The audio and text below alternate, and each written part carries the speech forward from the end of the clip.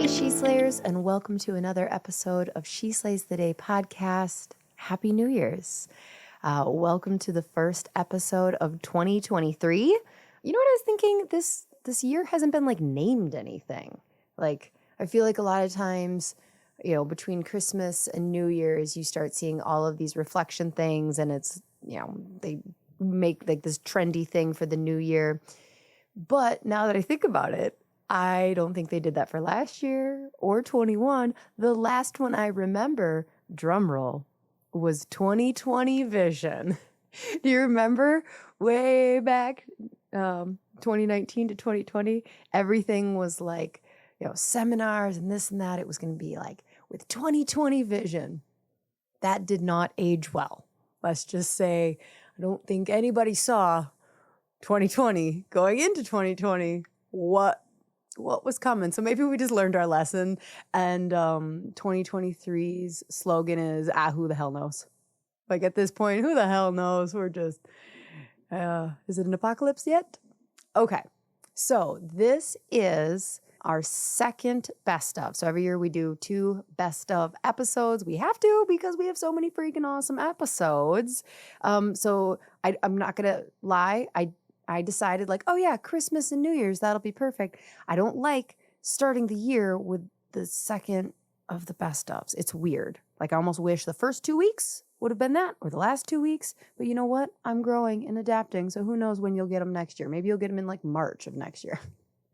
So if you haven't listened to last week's episode, go, holy cow. Just incredible interviews. And then today, also good. So let's see, what kind of updates do I have for you? We just got our girls' passports redone, and this is so cute because like Tai was 2.5 years old the first time that we got her passport and her little picture, but we were looking at the birth certificates as we were handing them over, and Tai and Charlie were both like the exact same height or exact same weight. They were both 7 pounds 6 ounces. And they were within 1 inch of each other as far as length. So one of them, I think Charlie was 20 inches, and I don't remember if Tai was 19 or 21 inches. But I remember, like, I don't know, these are just things you remember where you're just like, oh my God, I made the exact same baby. Especially since Tai was like born closer to 41 weeks. So I just thought like, oh, she's probably gonna be heavier and bigger, and she wasn't. So anyways, we're looking at her passport. And it says her weight correctly, but it says that she was 13.25 inches tall at birth. That is not true. That is so small. Like that's like a baby doll. Like if you think like head, like crown to toes, that's what that is.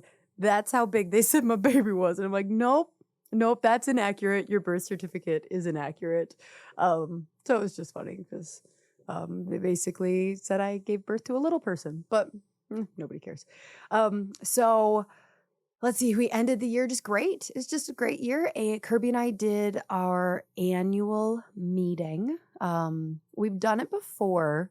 We've, always for the last few years, as life has gotten more and more, we really have tried to sit down towards the end of the year and, discuss. This year we did the most official thing. We actually had an agenda that included, reflecting on highs and lows of the year, looking at our core values as a couple. Forever ago, there is an episode. I don't know what it is. It might be in the first 50, so you might not have access to it unless you're a paid Patreon member. But where Kirby and I talk about therapy and how our therapist had us go through our core values as a couple, and definitely changed that. Like, I was going to say the outlook on our marriage. Just the way that we viewed life through our marriage being the core and the most important thing of all. And so, we'll review that, and then we look forward to the year and make plans, set priorities. This is really important for a couple like Kirby and I, where he thinks there's a plan, and then I get ADHD and say, let's buy a lake house. So we try to make it a little more formal. this year. So hopefully, I think he's doing that because he's trying to make sure that I don't come out of left field with another big time-consuming idea.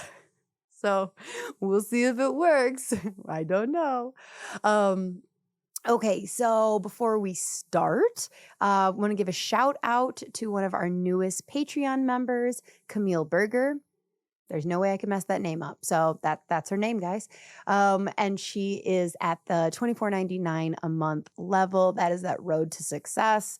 If you haven't checked that out, if you are about to start up your own practice, or you are within the first couple of years, go take a look at that roadmap to success. So I've laid out the itinerary of what the live calls are going to be all year long, and they're really designed to help you grow, create systems, a lot of those things that you're looking for in those first few years. So go check that out, and then you have access to me too for $24.99 a month. So let's jump in. Oh no, I gotta pray first. We'll pray first. I always get off because when to do the things. It's a different order. So we'll pray and then we'll go into our guest today. Because obviously Lauryn needs to center herself. Not enough coffee, too much coffee. I don't know. Can you guys tell? She's under-caffeinated today. She's off her normal game. Or she's had way too much coffee. She's off her damn rocker today. That's not part of the prayer. We haven't started praying. Okay. Relax your jaw. Take a breath. Feel your heart. Be present. Keep your eyes open if you're driving. Be present in this moment. You are here. Feel your feet on the ground, on the couch, wherever you are, running. Be aware of your body. Heighten that proprioception awareness.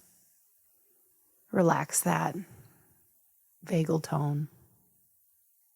You are here in this moment for this reason. And you are so loved by so many people, whether you know it or not. And whether you realize it or not, the day-to-day monotony that you are doing is such a part of a bigger picture. If you look back on the last year and just how many days felt like you were drowning and you were angry and sad and bored, and look back on the year and think about what you created. Some of you created life. Some of you created a clinic. Some of you created systems that needed to happen within your marriage, within your family, within your business that will pay off for the next decades to come. I encourage you to do a review of the year. Do some journaling if that's your jam. Do some talking with someone if that's your jam. And pay it homage. It's one of those words. And bless it. And let's go into this year optimistic. Let's go into this year full of excitement and joy. And, I feel like a lot of times going into a year, we think that if we go in cynical or pessimistic or judgmental, then when inevitably, air quote, bad things happen, we feel like we won't look stupid. We knew it was going to suck. And so, didn't catch us off guard. And I think vibrationally, that is one of the worst things we can do. And so I give you permission to be wrong about 2023. I give you permission to go into this year thinking this is going to be the best damn year ever. And if you already have that, then fantastic. There's a lot of people around you who could use some of that joy. So if you listen to that and you're like, Lauryn, I am optimistic AF about this year. Good.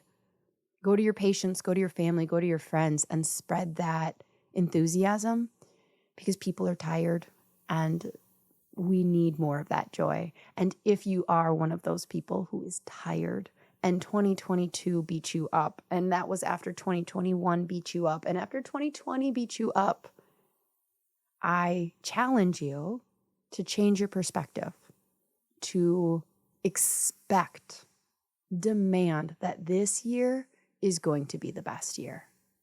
And if you're wrong, that's okay. Nobody is going to say, like, point out that you were wrong. I give you permission to take just an absolute swing at hitting a home run on this year, and it's okay. Whatever happens. But go into it with a good attitude. Do I end that with, in your name we pray? Amen? Amen. Okay, so let's jump into the best of episode. So our first episode, getting all woo-woo. I got you. I didn't even realize I was getting you all primed and ready for one of our more spiritually led episodes of the year. The other one that's not, so Stu and Hillary Bittman is the date night that we are going to listen to a clip from. The other one, if you go and listen to this and this is just like your jam spiritually, search out Susan Corso. She's not in the best of, but it was definitely one of the most interesting and, like, I don't want to say bizarre because that has a negative connotation, but definitely one of the most fringe episodes where we got into really talking about some spiritual stuff. So this right now is Stu and Hillary Bittman. It is episode number 152, and they are talking about how they get chiropractors to connect and stay connected with their hearts. So what they do personally to try and stay connected, and how all of us, including our patients, fall out of good practice. I hope you enjoy. So a lot of your guys' work with chiropractors, is that kind of like square one of what you do, of like, okay, let's connect you with your heart and like learning to speak from your heart? Because your 12 days to your heart, like a lot, you guys talk about speaking or like your heart. Can you, if somebody has no idea what I'm talking about, can you just like talk about how you start to take a chiropractor or any human and like connect them with their heart? I guess we start in basics: breathing, feeling what we call a renewing emotion, something that makes you feel good, empowered, peaceful, safe. And we incorporate various tools like that, different exercises, and we kind of weave it through with chiropractic philosophy and being a chiropractor, just kind of like what we've been doing here today, talking about it. So we run people through exercises so they get a taste of it, an experience of it. But it's not just about a weekend of something, really. It's people have to go home and keep at it, keep working at it, doing whatever that is, whether it's working with one of us, both of us, or doing their own thing. But it doesn't just happen from a weekend experience, unfortunately, because of the way we've been brought up. We're going to run back to our old habits of mind thinking. And yeah, and after we met Stu in Sedona, I did you guys' 12 days to the heart, and it was wonderful. And I tried to keep the practice going afterwards, both in daily meditation and then trying to find moments in life. But it always feels like inevitably the world gets in, or you're not doing it every day and it kind of slips away. Do you guys go through those same ebbs and flows, or do you have such a strong practice now that you know and you catch it before it gets too far away? I'll put in a plug though before Stu says that's why you have coaches, to keep you accountable, right? And we tend to do that for each other. So yeah. But we definitely have lapses. I mean, almost every year, the summer tends to be a lapse in our what we call our blisscipline, because I don't like the word discipline at all. Reminds me of push-ups, which I've never been crazy about. And then, even though we're hiking and enjoying nature and thinking we can get away with it, we always notice a difference. So I think we've gotten so in tune with how it can be and how it usually is, that when things seem a little testy or we're not as resilient, or we get back to the work a lot more quickly. But we've done so many things over the years that it doesn't always have to be the same, so it doesn't get stale or or anything. But Kirby, you're not alone. I mean, we all have an unlimited capability of stopping things that work, don't we? It's amazing how you seem to, at least personally, I forget how good I can feel. And then when I restart my practice, I'm like, oh, this is what it's supposed to feel like. But then I don't know what shade comes over you that you just, it's like it exits your mind somehow. It's so true. That's why we're, heavily into the sort of ritualizing it, structuring your life around it. Like, because a lot of people will say, well, I'll do that when I have time. And I'm like, yeah, right.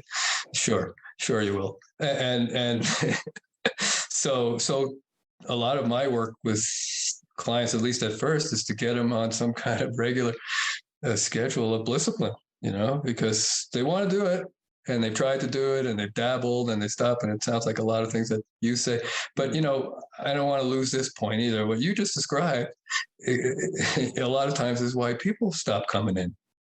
It's not that they didn't get benefit. It's not that they didn't love it. It's not that they didn't love you.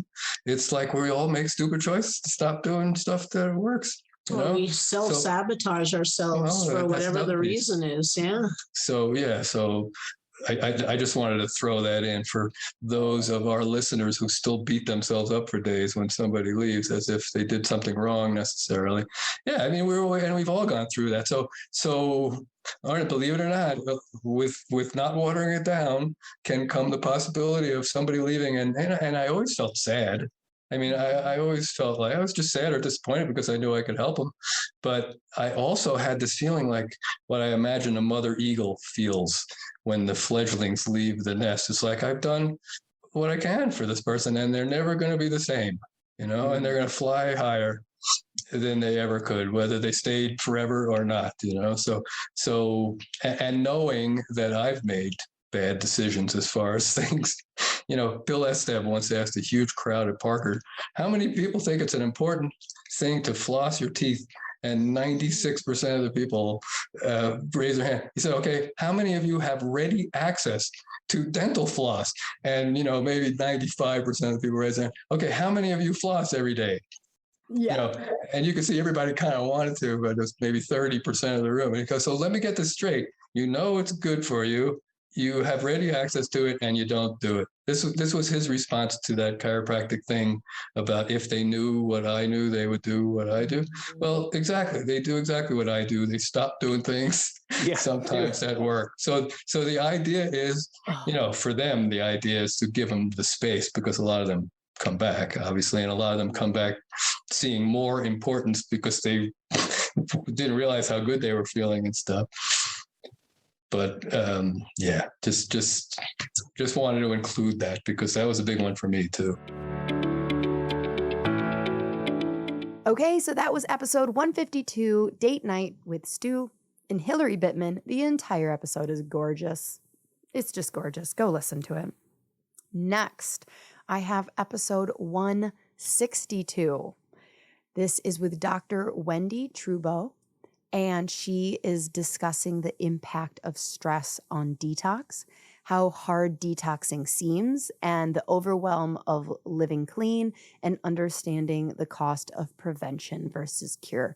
This was one of our definite highest downloaded episodes out of 90,000 episodes.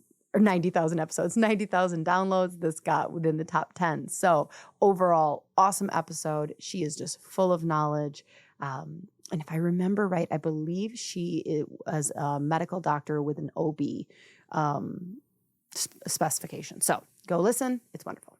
Test the, so if you're drinking coffee because you want to have, and you go out and you want to have an experience with your friends and you're just hanging out and you're like, I'm going to get a latte or get whatever. I don't even drink it, so I can't even throw stuff out at you. But if you're like, I want to do that as a good experience, cool.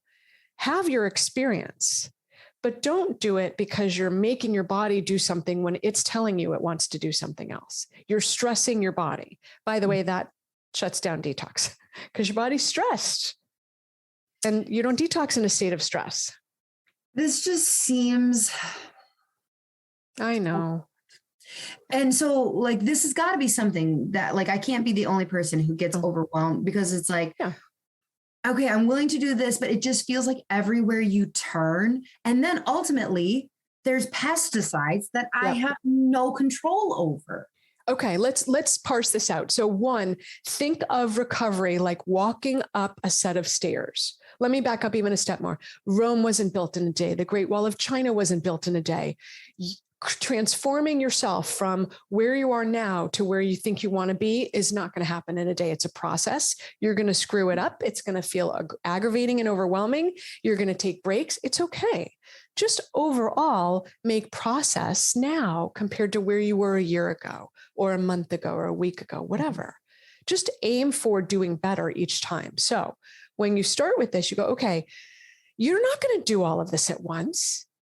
You're not. Start with the food, see the impact. Start with the food and the triad supplements. Cool. Notice that you start to feel more energy and you feel better. Your gut's functioning better. And then you go, okay, I'm ready to deal with the alcohol. It's really impactful for people. So deal with the alcohol either by cutting down or going cold turkey, whatever works for you. Enlist your environment so that you're not a lone wolf. You know, you're not going to do it alone. And then tackle coffee or not. Maybe you leave coffee for later. And then tackle, what am I running out of that I need to level up on? What do you mean? So you shop for food every week. So every week there's an opportunity to get organic food, right? Mm-hmm. But then you clean your house. What are you cleaning your house with? There's an opportunity to stop exposing yourself to harmful pesticides. So do that. Would you say like cleaning products are kind of that next thing below alcohol? No, I used it as an example, but I would actually say that beauty products are the next thing. Come on. You know, Wendie, we're done. We're done. Yeah. Bad news bear, right? You should just label this bad news bear, abandon all hope. But there is hope. There is hope. And I'll tell you why, Lauryn. 1, my hair grew back. 2, my rash went away. 3, I lost more weight than I had put on. 4, I have energy. 5, I sleep like a baby. Like a baby who knows how to sleep. Right? People are like, wait, my baby doesn't sleep. You don't sleep? He wakes up and eats every 2 hours. Right? I can sleep late. I used to crave unbroken sleep when I was nursing my baby. So unbroken sleep. So my quality of life, and my brain is clearer. So my quality of life is so much better than it was when I was sick and didn't even realize I was sick. It's worth doing. Right. But I didn't, by the way, I'm 51 and I got diagnosed with celiac 51? At 35. Yeah. You know, I was kind of wondering because you're talking about how this first thing, nobody can see you because we just use the audio, but you look like 37. Well, thank you. I was like, I wasn't really sure, like, is this a compliment? Right. How does the timeline work? Because she was 48 when that happened. So right. Yeah. I'm 51 and I look good, you know, so I met a woman on the plane. She was my age. I was like, oh, she's been aged, man. You know, like, so it ages us. The alcohol, the being tired, the not drinking enough water, it ages us. And so it's just really important to take care of ourselves. So you're not going to do it overnight. I've been in this game for 16 years. And so what you want to do is just pick one thing that you're running out of. Mm-hmm. You know, what do you use? Beauty Counter is my favorite brand. They have everything. So as you run out of it, you're like, oh, I'm just going to buy it from Beauty Counter. Mm-hmm. And here's the argument I always get. People say it's more expensive. And I'm like, you're right. It's more expensive, but you can't count the cost of your chronic illness. Nobody says, oh, it's too expensive to treat my chronic illness. Right? They're like, oh, I need this insulin and I need these medicines and I need this patch and I need this drug. So if you head to diabetes, you're going to treat it. You're not going to say it's too expensive. So I would much rather put my funds into prevention than reaction. So it's just about what your philosophy is. And again, like go slowly. I mean, this is what I do for a living is walk people through it. Go slowly. Read the book, right? Read the book because that's we walk you through it there. So it's like, how do you clean up your life over time? And I still screw it up. I forget to check environmental working group and I buy something because the packages looks clean and I'm like, get home and I'm all psyched and I'm like, oh crap, I screwed it up again. I did it again. I do it all the time. I do it like, I don't know, 10 times a year. I screw something up, you know? Oh, 10 times. Oh, it happens. It happens. Move on. Okay. Episode 162. Check. Now the next is by far this is one of the most downloaded episodes, especially if you look like at the run rate. You know, obviously it has one of the least amount of times for it to just like grow. But the next episode, 166, is with Courtney Kahla. Now, Courtney Kahla has a little bit of a following on Instagram. You may or may not have heard of her. And it's funny because I didn't want to talk to her about Instagram. I think that it's easy to see a chiropractor who has over 100,000 or 200,000. I don't know how many followers she has, a buttload of followers. And to talk about, you know, like, how'd you grow? How'd you do that type of thing? And we honestly, what I came to figure out, because we talked a lot about her boldness and her bravery on taking on subjects and the truth that gives me diarrhea if I were to do that. I just posted a reel a few days ago about, you know, just like chiropractors trying to balance the nervous system of a newborn. And then some joke about the 2-month well child visit. And I was going to include the shot emoji in there because like that was the joke, is like, I'm trying to de-escalate fight or flight. And here they come with their goddamn 72 shots. And I'm like, oh, cool. Thanks. That was helpful. Thanks. But I was like, nope, I'm deleting the shot emoji. I'm still just not there. Oh gosh, I had, who did I just have on? Well, you haven't had that episode. I just interviewed Christina Stitcher. So she's going to be coming soon on the podcast. It was in the past, but you'll get to listen to it soon. And I didn't know that like a big part of her education is on vaccines. And I'm just like, oh my gosh, you brave, brave people. So in episode 166, Courtney Kahla discusses how she came to find her voice and learned how to overcome that fear, and learning when to give her opinion and being okay with the results. So if we kind of combine like that is probably the key to her success on social media, is she learned to not give a damn and give the truth. And I think that we know as chiropractors that the world is ready for that. But it's just whether or not we're ready yet. So great episode. You're going to love this clip. If you didn't listen to it, go back, check it out. And here's Dr. Courtney Kahla, episode 166. I do like to answer questions with more questions.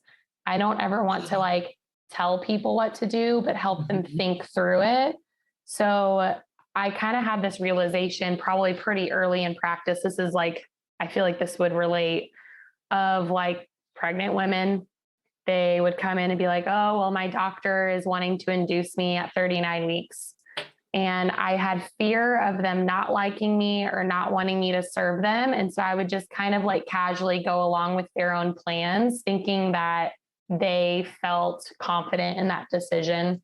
So I'd be like, oh, okay, all right, that makes sense. Like, you know, just kind of went along with it.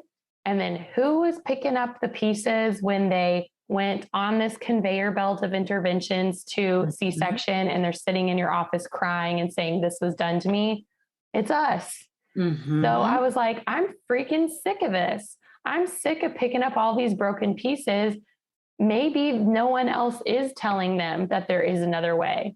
Maybe I'm the only voice that they're going to hear, or the only person that's going to plant a seed. And maybe that could change the entire trajectory of their birth, or maybe it won't, but I'm just tired of that fear. So I decided to just like really lean in, and I totally do. So, I mean, I had a mom under care. And the thing is, does it result in more people liking me? Usually, like being fully known, and like, they're like, and I'll ask them, one of the first questions is, do you want more resources on this? Or are you interested in my opinion? And just to see like what they're wanting from a response before. Okay. So that's kind of where you start with the question. Yeah. So I'm like, oh, are you like wanting more resources? You want me to point you in the right direction? Or do you want to hear like my opinion on it? Usually people want both. Yeah. So, and I'm happy to share both. And I always approach it from a place of like, this is where I stand, and it's okay if you come to a different conclusion than me. And I always share my bias too. Like, I'm like, listen, like I'm all the way over here. I'm almost dogmatic when it comes to vitalism. And I know that that can be unhealthy at times too. So I try to hover like a little before it, but on that continuum, like I'm over here. I didn't start over here. I've just like journeyed that direction. You can fall anywhere on that, and that's okay. I just want you to have peace. My goal is for you to have peace about your decision, no matter what your decision is. So I had a mom sit down the other day, and she has a midwife and she's planning a home birth and all these things. I asked her who her midwife is. And unfortunately, I know that her midwife is known for doing routine episiotomies. And one of the primary goals she had, like top 3 goals for your pregnancy on the intake form was no episiotomy. And so instead of just like tiptoeing around it, I just said, hey, I just need you to know this information. I would go talk to your midwife more about it. I'm not telling you that you need to change midwives, but like, if that's your primary goal and this is word on the street, like, I think you need to know about it. Has she come back into my office since that conversation? No. She probably talked to her midwife, and her midwife got her under care with another chiropractor. I don't know what the result of that birth will be, but I know I refuse to hold my tongue, because if she were to come back in and say, well, I got an episiotomy and blah, blah, blah, I don't want to carry that. You don't want to carry that. So I'm ultimately not the appropriate provider for her. And that's just what I settle with. Were you always this bold? No. Okay. I feel like it's taken a lot of practice, and mostly a lot of like getting to know myself, and also having an abundance mentality. Like, of course, you're afraid of saying something wrong if you're afraid that there's not enough people around. But there's an abundance of people that need to be served and want to be served by someone who views the body the way that I do. Do you feel like part of your confidence, I feel like confidence might be a better word than bold. Well, it's pretty bold to confidently tell people your beliefs. So both, whatever. Both are meant as a compliment. Do you feel like part of the reason that chiropractors struggle with that is because, why do you feel like chiropractors struggle with it? Yeah, I think there's fear there, fear of losing people. And that's something I learned in clinic when I was like in clinic in chiropractic school. I remember I had a patient, and I can't remember the exact situation, but I just remember I made the decision that I was going to give her, my communication was going to be like that she is free to leave, instead of trying to like convince her to stay. And I don't remember how I worded it. I just remember having this decision moment in my mind of like, I'm just going to communicate this in a way of like, if you want to go somewhere else, let me help you find where else to go, or like that you're free to go, kind of a thing. And that resulted in way more people on my schedule that next week. And so I just felt this change of like, wow, there's so much power and beauty, not only for me in releasing people, but like empowering people to make their own decisions instead of trying to convince them what to do. And that really informs like entirely how I practice. Hey, She Slayers. So many of you connect with my story as a chiropractor because I started all wrong. Years into practice, I had to completely turn it around from being an insurance and pain-based model to a thriving subluxation-based cash practice. I have a lot of ways that happened, but I am not exaggerating when I say the number one thing I changed was adding CLA's Insight scanning technology. The Insight helped grow our practice from 300 people a week to over 500 a week in the course of 1 year, purely by showing objective findings and providing reports to patients. So many docs I talk to struggle to communicate the why behind a care plan when the patient's pain goes away in a few visits. They struggle to keep patients after insurance stops paying. They don't know how to explain why a kid benefits from chiropractic care, even though they have no symptoms. They don't do progress exams because what am I going to do to show the patient progress? I am telling you, every single thing I just said, my answer to the doc is, are you using Insight scanning technology in your clinic yet? Because it's the solution to all of those issues. If you have questions, the staff at CLA is absolutely incredible and will help answer those questions and help implement this big change into your practice. Click the link below in the show notes as She Slays listeners get preferred pricing and hundreds of dollars off their purchase. Hey, She Slayers. When I first started practice, I thought I needed to dress a certain way for patients to trust me, and I spent hours trying to design communication and marketing materials that worked. After 12 years of practice, here's a couple things I've learned. 1, I don't have to wear dress pants and button-ups for a patient to take me seriously. And 2, why recreate the wheel when a design professional has already done all the work for me? Well Aligned offers solutions in both of these categories. They have the coolest and most comfy chiropractic shirts that will showcase your personality, as well as beautifully designed communication and marketing tools to help drive new patients, get more referrals, and gain better retention in your practice. From the best chiropractic apparel to modern patient education materials, Well Aligned has you covered. All She Slayers get 10% off plus free shipping on orders of $75 or more with promo code SheSlays. Visit www.wellaligned.com to save. Okay, next, we are getting down there. We only have 2 more clips from the best of 2022. And you're going to think I'm partial to this next person because she makes frequent appearances on the podcast. 168 is Dr. Elise Rigney. And I might have a girl crush, okay? Like, I don't know. Maybe I am absolutely biased, but I think she is one of the kindest, most incredible chiropractors that we have that is changing the norms. And she's my spirit animal, and she's my soul sister, and she's my girl chiro gang, and I like her. And every time that she talks, I learn something. So here is her episode 168, where Dr. Elise is discussing the normal and not so normal KPIs, key performance indicators that she uses in her clinic, and how she tiers the KPIs as a role grows. And she also helps me improve KPIs that don't currently move the needle. So very educational. You're going to love it. You're going to be able to take this to your clinic on Monday. Enjoy. So you mentioned KPI meetings. Yes. And I've heard you talk on this before, and I think it's a really cool. So a lot of chiropractors are familiar with the air quotes normal KPIs, patient visits, collections, new patients. What's the other one that's often really measured? Maybe like percentage of appointments kept. Yep. No. Yeah, that's not the one I'm thinking of, but PVA, OVA. Those are the other ones that so you have different KPIs for everyone. Yes.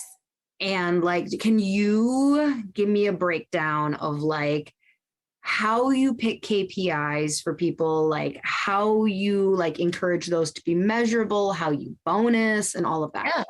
Yeah, of course. So KPIs are key performance indicators.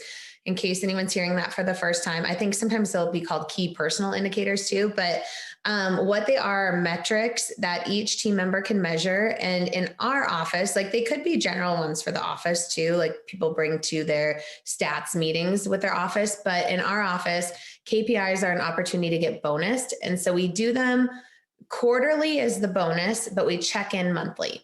So with that, we set them at the beginning of the quarter, and then we have 10-minute check-ins monthly to see where we're pacing on them. But KPIs are basically an opportunity for when you go above and beyond as a team member. So this isn't something of hey, you did what you're supposed to do. That was part of your duty or role or job description, right? This is wow, you went above and beyond and got, this many Google reviews because you followed up on what they wrote on their progress exam form and sent them a text and, you know, like that sort of, you went above and beyond, or you did something that we determined was important for the growth of the practice. So the doctors are pretty standard ones for theirs. So each of the doctors, their main one is keeping track of their conversions. And so in our office, we're a cash-based office. So our conversions are anyone who signs up for a care plan. So they either pay in full for a care plan or they get set up on monthly payments for a care plan. And so basically each doctor will say, I saw this many new patients, this many doctors reports, or presented this many care plans, because there's always people we might not present care plans for. Maybe we determine they're not a fit. They are only here for a week and came into the office, you know, those sort of, so we don't have anyone who wouldn't count against. Right to wellness. Yeah. So you're like, I presented this many care plans and then this many people signed up. So their conversions in our office, when it's a starting doctor, and actually just with the way I have associates set up, we have it very like the training schedule tiered, a 90-day and then a 6 month after that. In order to move to the third tier of their salary, they do need to be converting 70% care plans for a consistent period of time. And so with the conversions, 70% is really starting for KPIs, and then docs usually get to 85%. So when they're more of an established, they're just hitting metrics at that level, 85% is our benchmark, is what we call it. Obviously, anything above that would be phenomenal, but 85 is where it's at. So then the higher the percentage, the more that they're bonused in that quarter.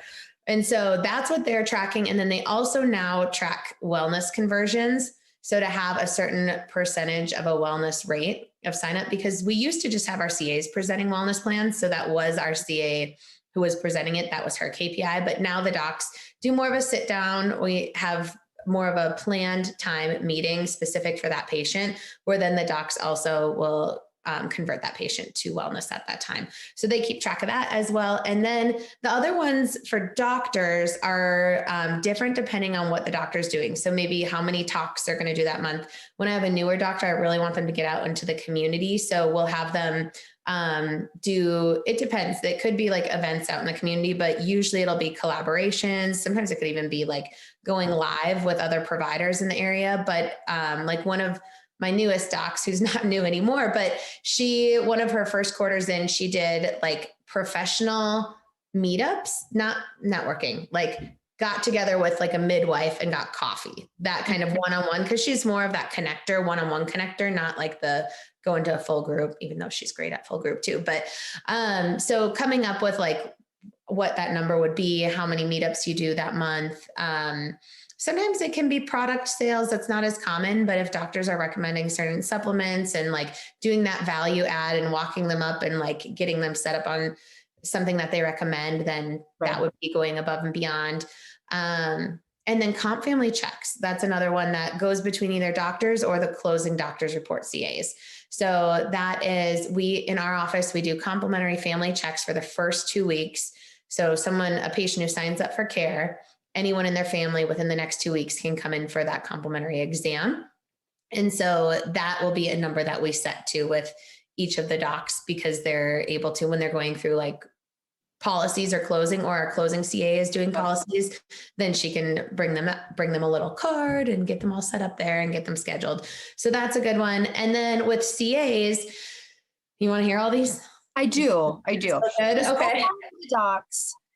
So far with the docs, I can definitely see where their KPIs connect to the bottom line.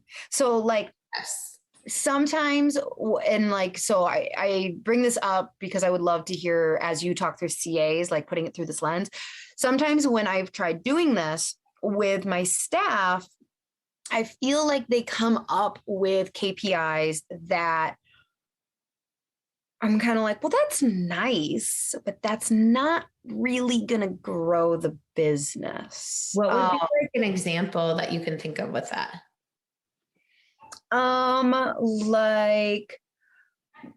Okay, so we'll do special things for our pregnant moms when they give birth.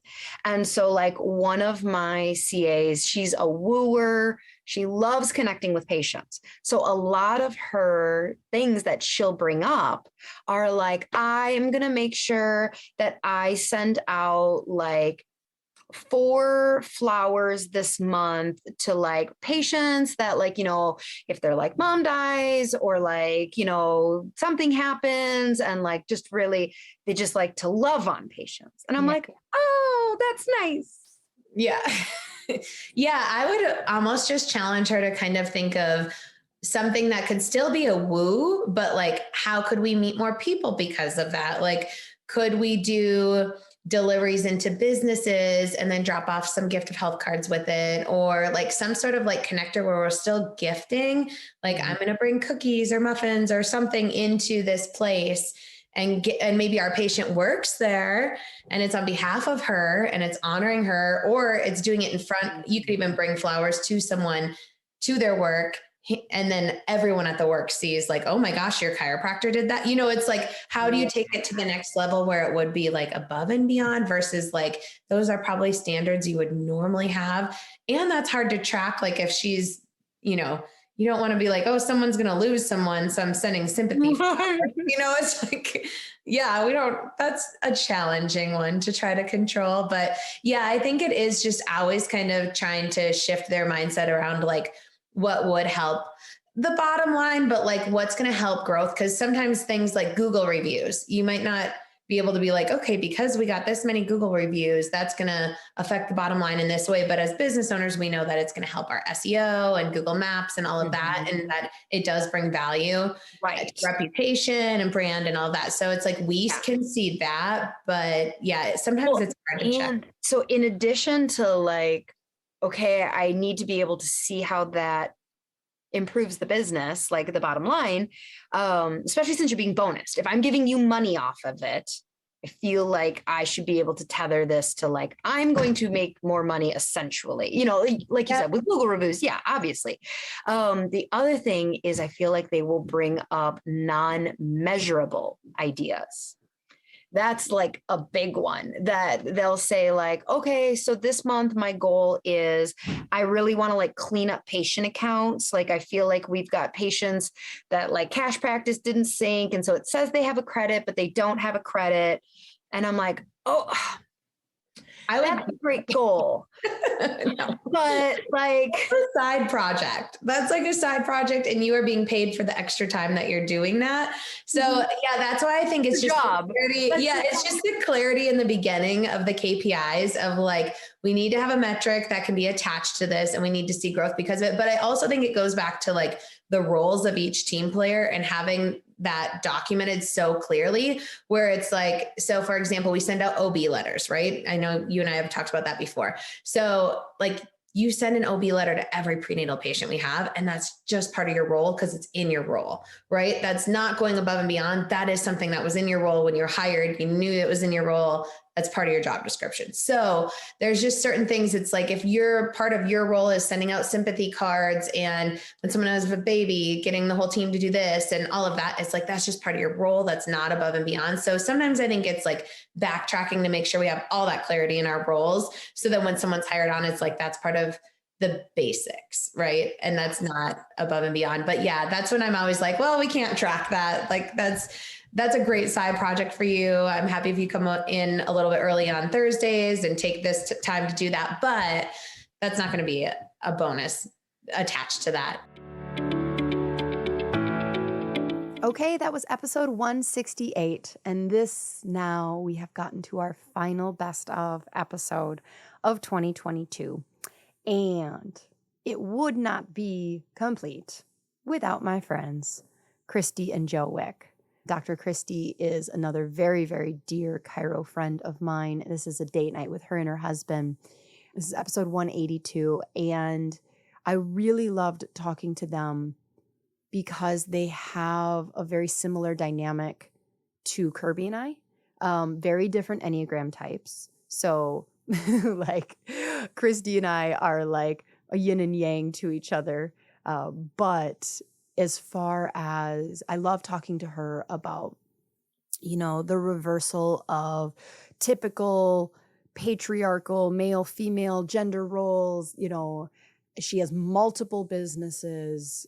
She has a great eye for aesthetics. She runs an amazing practice. So in this clip that you're going to hear, they're going to discuss how their roles in the various businesses work and how they filter ideas and how they communicate with each other as coworkers and spouses. Whole episode is wonderful. You're just going to be getting a little clip of it here. Enjoy. So you have a super successful clinic. You have a great coaching group with a ton of ladies in it. You have a podcast, and now you have a furniture store. Is all of that, like, who's the idea generator? Like, it sounds like, Joe, you have a really good work engine, but like, how many of these things, who's pushing for these things? Who's following? It's Krysti.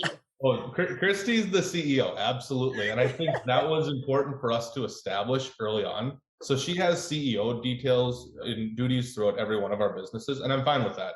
At the end of the day, my family was military, so you listen to the person ahead of you. That's just how it is. And I think it's very important to have that one person at the top that's making the decisions. Maybe I'm not going to agree with them all the time, but I respect it and I'm going to listen to you. I might kick and scream and present you a million facts to try to change your minds in the process. But at the end of the day, if that's what you really want to do, I accept it. We move forward.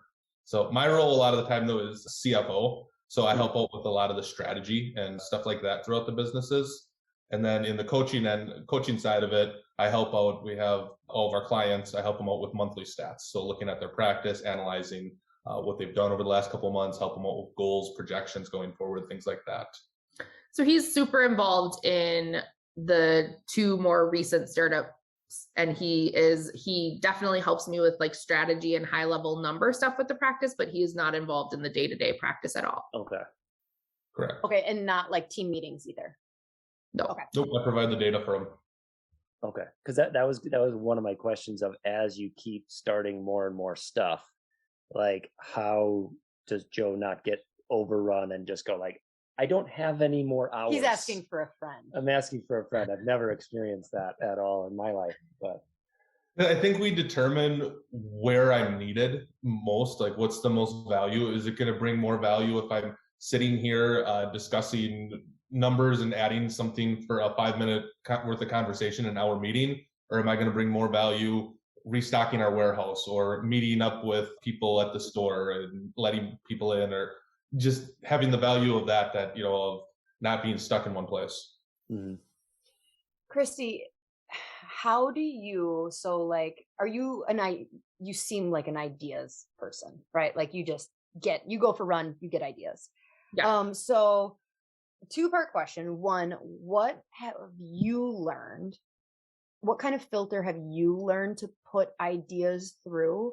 Or like, what's your process for like, nope, that was just ADHD or whatever moment. Okay, it actually made it through, and I'm gonna pitch it to Joe. And then after you tell me, I want to hear like Joe, like, how, yeah. I pretty much pitch everything, honestly. Everything? Yeah. Oh, that's got to be exhausting, Joe. Do you make phone calls mid-run to go, okay, new idea? Yes, I do. So yeah, voicemails have you personally gotten from me? I'm like, sorry, I'm pantsing. Yeah, I'm on a run. Yeah, that's good. It's the best kind. Although I'm always like, I don't want to have to talk because I want my music so that this idea trend can keep going. Like I remember what this is later. And then I'm like, well, if I don't remember, then it probably should be shared. But yes, I do. So I pitch everything, but I would say I have kind of like a wide array of the pre-pitch. So like sometimes it's like, just full on like, this is an amazing idea and you're going to love it and we're going to do it. So you should just hop on the train. That's like number one. Decided. Number 2 is like, don't be mad at me. Don't be mad at me starts off a lot of these. Yeah. Don't be mad at me. And then like the third one is a very like, so this just came through and I don't really know like what it, like, maybe it's nothing, it's a very like, this could be in a gray area zone. But yeah, totally. I tell him literally everything. But I have a reaction to each of those. So when we're in the gray area zone, I realize 80% of the time I'm going to be like, this is crazy. What are you talking about? And she'll be like, yeah, you're right. That's nuts. And come right to her senses. The middle zone is probably about 50% of the time where I'm like, yeah, I understand, like the don't be mad at me. It's like, yeah, you're right. We got to do that. We'll figure it out this way. Or it'll be like, okay, I agree. I'm not mad at you, but let's try going about it a different way. And then the other one where she's like, I got this great idea. Let's just run with it. I'm going to run with that because I know enough about her. I mean, being together with her for 21 years, when the idea is like, this is not going to work, or you're like, okay, she's onto something here. And I think we just have that trust in each other too, that when I call her out and I'm like, wait a minute, and she kind of stops and pauses for a second too, and that extra thing that wasn't firing in the brain all of a sudden does. Mm-hmm. Have you learned, I mean, you spent so much time in corporate America, so you probably like handled everything super professionally and with your spouse, but like, did you have to pivot how you responded? I mean, this is what 21 years of marriage looks like, is like, of course you did. Tell me about how you learned, how you had to like, this is how I respond to Krysti when she has an idea. So before you say that, I will say that, so we didn't really like work together a lot until we started Illuminate, which was in 2019. I would say I want to buy a house. Yeah. I want to get another dog. Like, ideas, people are always ideas. I want to go on another trip to Disney World. Like, we've got these points. But I would say like that around that time. So really it's only been like 4 to 5 years when like that was the time that really this was like under a microscope that we had to like actively work on it. So I just remember we both said to each other numerous times, early on was the worst. I mean, because she talked to me like no boss has ever talked to me. I talked back to her. And guarantee you, like, she just never talked to any other employee. Yeah. So absolutely. So there was multiple times where like one of our coping mechanisms was to look at each other and go, would you talk to Andrea right now that way? And she'd look at me and go, would you talk to Alton that way right now? That's okay. And we'd both just have a little bit of humility, put our egos in check and come back to the table, and we were able to work through it. So I think we experienced that a lot during the first 6 months, but I'd say in the last 6 months, maybe once, like it goes away. You learn to work with each other, coexist. Okay, so that's a wrap. That is a wrap on 2022. I am blessing it. I am thankful for every single one of the guests. I am thankful for every single one of the downloads. I am so thankful for you. I can have great conversations with people, but if you don't listen, then it doesn't really move the needle. And what I am seeing is the more downloads we get, the more cool people that we're able to get on too. So I'm very excited about 2023 and who we're able to get on and talk to, just to help you. I continually say the role of this is to be the conduit of information, raw, vulnerable information, so you can hopefully see yourself in me, so you can see yourself in the guests and not feel so alone in this profession that is so great, but can sometimes feel so isolating. I love you. Thank you for listening. Thank you for however you supported She Slays the Day in 2022. If you wrote in a review, if you joined the Patreon membership, even at the $3.99 a month level, thank you. If you shared something on social media, thank you. If you laughed at one of my reels, made a comment, thank you.